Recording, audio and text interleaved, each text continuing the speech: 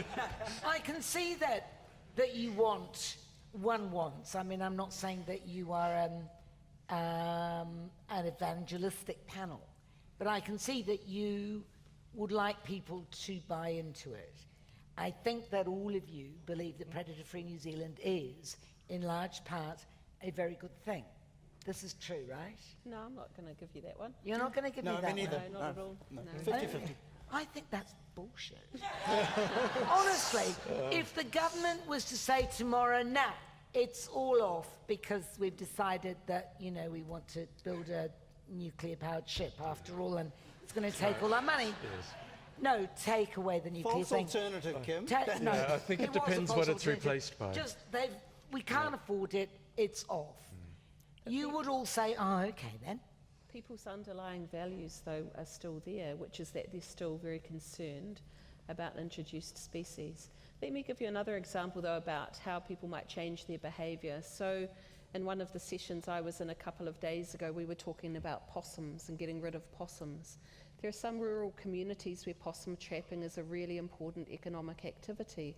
And if you get rid of possums in those communities, it's going to have a huge impact on the social and economic structure of those communities. So for those communities, the costs and benefits of that might be assessed quite differently from somebody like me who lives in a city. I might be really happy to get rid of all the possums because they're just eating my roses. Okay, and that's why it's really important to hear all of the diverse voices across the country, because people will be actually affected by all of these things in different ways. Maybe you should stop growing roses. No, I don't have any roses actually, Kim. You It was made an that up. example. Yeah, I did. I made it up. All right. It's Just trying to sound posh. Yeah. it's the way we kill things, of course, that is part of the issue, and I don't know whether this occupied large parts of your discussion. But, you know, 1080 already contentious because people are worried about the broader implications of it and what else is killed. Also, it's probably not a very nice death, ethically speaking. So, do you spend a lot of time discussing 1080 in your report? The ethics of it? We do talk about the ethics of deaths. Well, it's not death And suffering per as se, well. it's suffering, right, isn't it? Right, but so, you know, everything suffers a death, and deaths in nature involve suffering, by and large. So if we think that what we're doing is killing something, then just that on its own is not making its life worse if we're not killing it in a worse way than it was on average going to die otherwise. Its life is shorter, so, you know, Well, that that's matters. my question.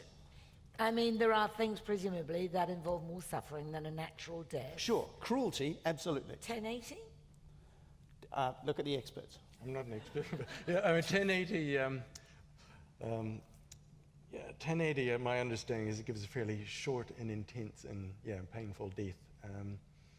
And yeah, I guess you can contrast that with other things. Anticoagulants give a very slow and less painful death, where you slowly bleed to death from the inside.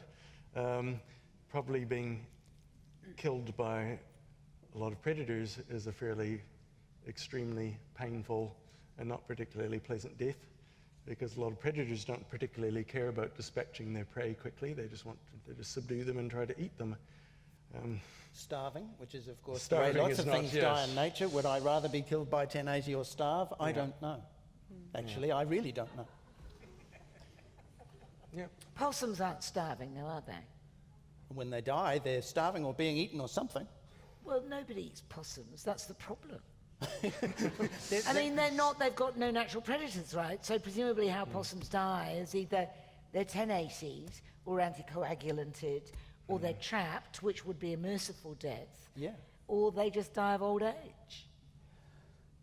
Possum experts, please, leap in. But the point is that however you kill them is going to be, chances are, a very unpleasant death, which brings us to gene drive, right? Because that could answer the concerns of people who do not want to kill things and do not want things to die a horrible death. Could it not? So again, going back to our research, those individuals that believed in the sanctity of all life were more willing to have support for gene drive because of their perceived humanity of their tool. That isn't that there were other individuals that were not supportive of gene drive, but for that group of people that were really worried about the sanctity of all life, they had a greater support for it because it allowed the individual, the target animal, to live out its natural life. Because essentially it's contraception rather than in layman's terms, than murder, as it were. And this is not going to happen for maybe 10, 20 years, as I understand it. So did you spend a lot of time deliberating on the ethics of that and how the general public, apart from your survey, would respond to what's effectively genetic modification? What about Maori? Well, Aroha Hamid's going to be talking about that tomorrow.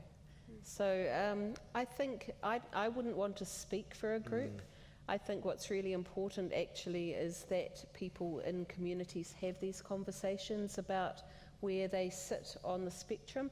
But I have heard Predator Free 2050 saying that they would be looking for a consensus or for public support for whatever tool they used to actually achieve the aims of Predator Free 2050. And I think that's the issue, that whatever comes up, that there is that support there to use the tool.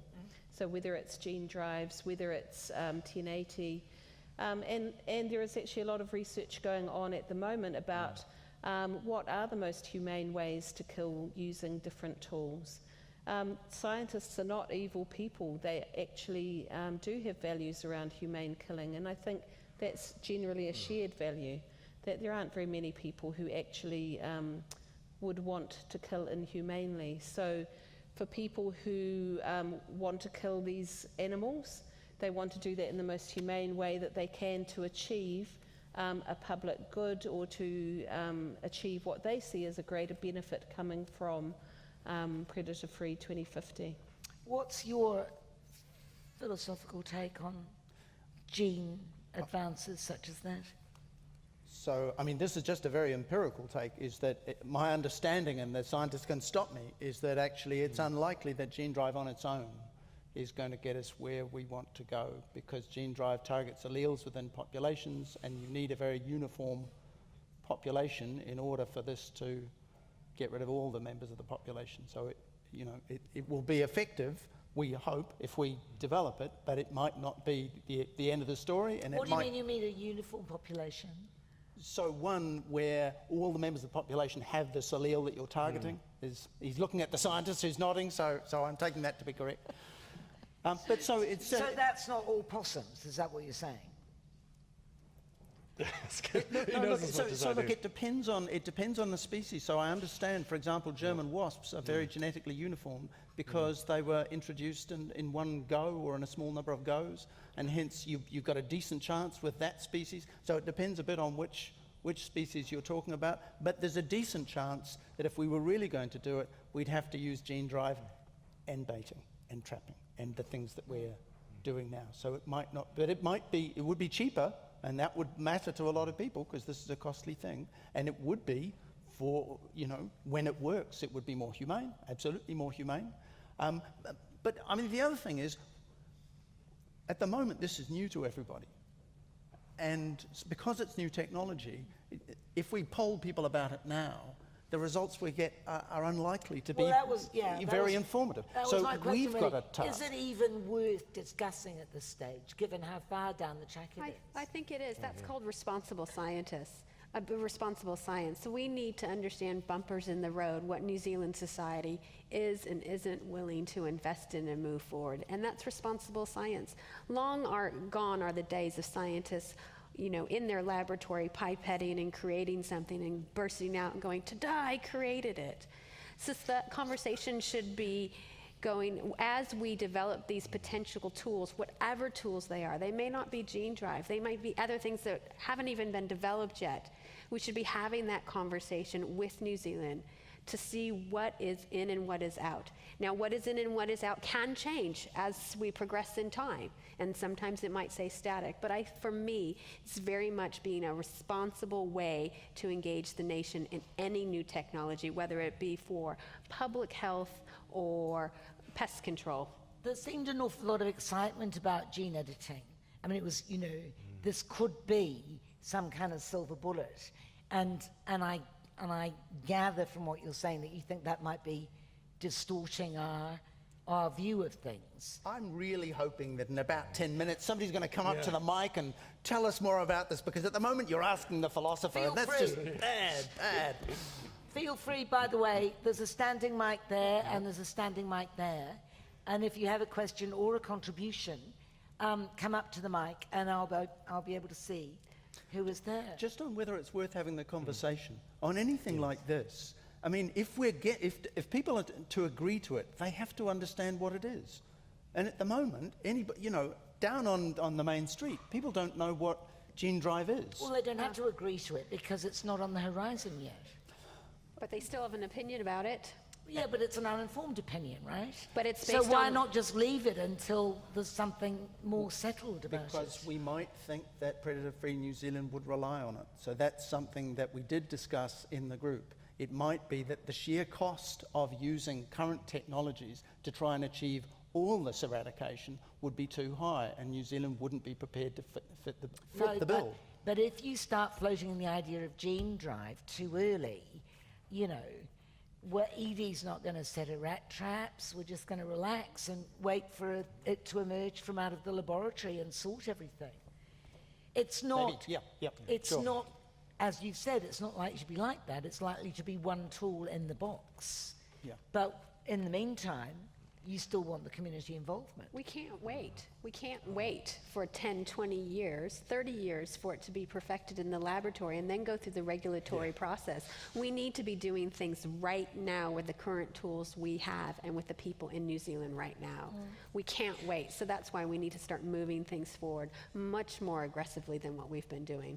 I wonder if we started, you mentioned that people were expressing concern in the 19th century about introduced species. I wonder if we'd really started doing something then, whether everything would be different, whether it would have been possible then, with even the tools that were available then, which is pretty much what we've got now. They would have had poisons. Well, there were people in the 19th century who lobbied against some of these species being introduced in the first place. Yeah. And they lost the argument. I mean, stoats are the one that I have in mind. I think they're, you know, And they were introduced to get rid of the rabbits. Yeah, it was proposed. People knew about it. Some people, you know, vehemently opposed it. Well, that's the other. I mean, you didn't mention as part of your unintended consequences. You get rid of your stoats, and you're going to have exploding rabbits as well. Or getting rid of ferrets. Well, whatever. Yeah. Mustard Would be most tids, likely. generally speaking, you know. Yeah. Is that a worry? Nope, not so much. Whether ferrets are playing a key role in rabbit control, I don't. Well, I don't think it's a biggie. what? It's not a worry. It's not to me. No, it was. I would like by the end of this evening to find something that worries Doug. So.